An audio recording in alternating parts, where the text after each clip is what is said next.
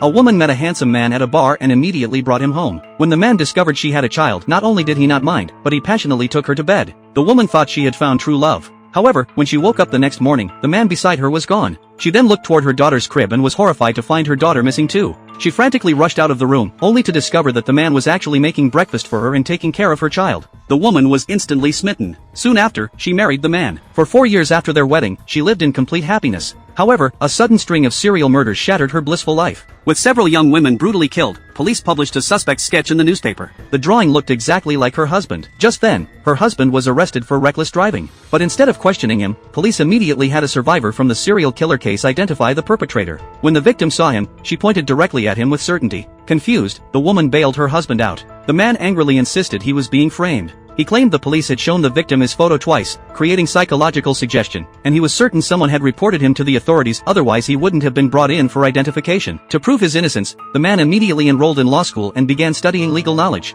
When the trial began, he used his newly acquired legal expertise to argue against the opposing attorney. His good looks immediately attracted many female admirers. However, the prosecution had solid evidence, and he was convicted of attempted kidnapping. The man still maintained his innocence. At that moment, California police suddenly approached him with a gas station receipt. The man had falsely claimed he wasn't in California when the murder occurred, but the receipt showed he was near the crime scene at the time. Because of this lie, he was brought to court again, and this time he was sentenced to death. The woman sadly visited him in prison. The man still firmly insisted he had been framed. What he didn't know was that the person who had reported his name to the police was his own wife.